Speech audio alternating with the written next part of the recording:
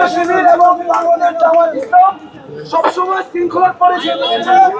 আমরা আজকে আমাদের বিজয়ের ঐতিহাসিক মুহূর্তে আমরা শৃঙ্খলার পরিচয় দিব।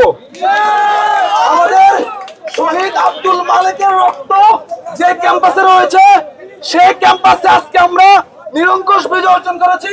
সুতরাং আমরা সবাই ধৈর্যের সাথে কেন্দ্রীয় নেতৃবৃন্দের যে নির্দেশনা সেই নির্দেশনা মেনে আমরা শৃঙ্খলার সাথে অবস্থান করব।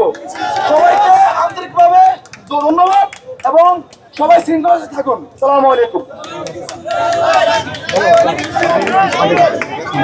দর্শক, গতকাল রাত থেকে কিন্তু ঢাকা বিশ্ববিদ্যালয়ে গতকাল থেকে কিন্তু ঢাকা বিশ্ববিদ্যালয়ে ভিতরে বহিরাগতদের প্রবেশ সম্পূর্ণভাবে নিষিদ্ধ এবং যেটি বুধবার পর্যন্ত অব্যাহত থাকবে।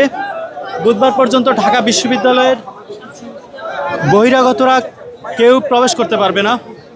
শুধুমাত্র ঢাকা বিশ্ববিদ্যালয়ের শিক্ষার্থীরা, তাও তারা তাদের পরিচয় প্রথার মাধ্যমে বিশ্ববিদ্যালয় ক্যাম্পাসে প্রবেশ বা বের হতে পারবেন।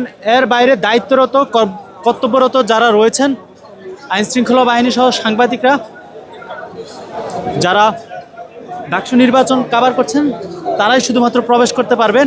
এর বাইরে বহিরাগত যারা রয়েছেন তারা ঢাকা বিশ্ববিদ্যালয়ের ভিতরে প্রবেশ করতে পারবেন না।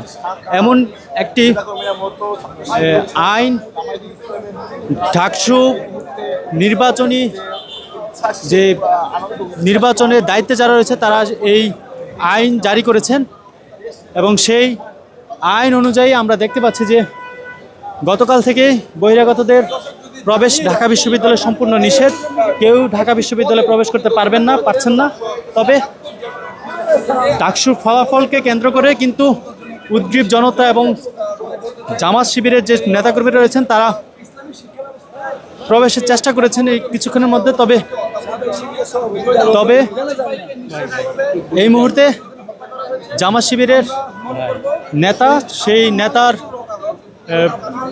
নির্দেশনা এবং আইনশৃঙ্খলা বাহিনীর বাধায় তারা প্রবেশ করতে পারেনি। তাদের ভোটের মাধ্যমে দেখিয়েছে এবং ইসলামী ছাত্র শিবিরের প্রতি যে একটি গুজব এবং ইসলামী ছাত্র শিবিরের প্রতি যে একটি দায় চাপিয়ে দেওয়ার রাজনীতি আমরা দেখেছি, সেটি কিন্তু ছাত্ররা তাদের ব্যালটের মাধ্যমে সেটি জবাব দিয়েছে। আগামী দিনে ইসলামী ছাত্র শিবিরের পাশে সাধারণ ছাত্ররা থেকে ইসলামী ছাত্র শিবিরের হাতকে শক্তিশালী করবে এবং এই ক্যাম্পাসে সকল প্রকার ভালো এবং গঠনমূলক কাজ করার জন্য ইসলামী ছাত্র শিবিরকে সহযোগিতা করবে। আমরা মনে করব ডাকসুর এই বিজয় ইসলামী ছাত্র শিবিরের জন্য এবং সাধারণ ছাত্র সমাজের জন্য একটি ঐতিহাসিক বিজয়।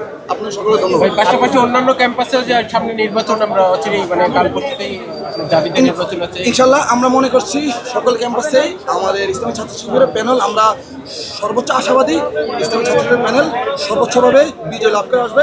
আমরা সর্বোচ্চ আশাবাদী। আমরা সাধারণ শিক্ষার্থী এবং দেশবাসীর কাছে ইসলামী ছাত্র শিবির প্যানেলের জন্য সর্বোচ্চ দোয়া এবং তাদের জন্য সবচেয়ে দোয়া কামনা করছি। আপনার নাম পরিচয়টা দিবেন? আমার নাম মোহাম্মদ আলামিন জাহিদ। ডাকসুর এই ফলাফল জাতীয় নির্বাচনে কোনো প্রভাব ফেলবে কিনা? ডাকসুর এই ফলাফল জাতীয় নির্বাচনে অবশ্যই প্রভাব ফেলবে, কারণ জাতীয় নির্বাচনে ইসলামপন্থীদের যে ট্যাগ দিয়ে দমিয়ে রাখার জন্য যে ব্যবস্থা দেশে অতীতে করে আসা হচ্ছে, সেটির একটি বড় ধরনের প্রভাব পড়বে এবং সেই ট্যাগ থেকে ইসলামপন্থীরা বেরিয়ে আসবে, আমি এটা মনে করি। সকলকে ধন্যবাদ। আপনার এই বিজয় কি আসলে কার উদ্দেশ্যে উৎসর্গ করতে চাচ্ছিলেন সেটা একটু যদি আমাদের বলুন। আমরা আমাদের এই বিজয়কে অবশ্যই ক্যাম্পাসের সাধারণ শিক্ষার্থীদের উদ্দেশ্যে উৎসর্গ করতে চাই, কারণ সাধারণ শিক্ষার্থীরা যদি আমাদেরকে সমর্থন না দিত তাহলে ইসলামী ছাত্র শিবিরের যে প্যানেল সেটি বিজয় লাভ করতো না। সুতরাং সাধারণ শিক্ষার্থীদের আন্তরিকভাবে ধন্যবাদ, আপনারা আমাদের পাশে থেকে আমাদের প্যানেলকে বিজয় করার জন্য। এবং আমরা আশা করব সাধারণ শিক্ষার্থীরা আমাদের প্যানেলকে সবসময় তাদের সুখে দুঃখে যে কোনো প্রয়োজনে সাধারণ শিক্ষার্থীরা আমাদের প্যানেলকে পাশে পাবে। এই ক্যাম্পাসে আপনাদের একজন শহীদের কথা বারবার স্মরণ করছিলেন, তার ব্যাপারে যদি একটু বলেন আমাদের। এই ক্যাম্পাসের একজন শহীদ আব্দুল মালেক, তিনি শুধুমাত্র ইসলামী শিক্ষা ব্যবস্থার সম্পর্কে কথা বলার কারণে তাকে এই ক্যাম্পাসে সরাদ উদ্যানে তাকে নৃশংসভাবে হত্যা করা হয়েছে। সুতরাং আমরা মনে করবো যে আব্দুল মালেকের যে রক্ত, সেই রক্তের যে বীজের মাধ্যমে যে গাছ, সেই গাছ আজকে ডাকসুতে বীজের মাধ্যমে প্রতিফলিত হয়েছে। সবাইকে ধন্যবাদ।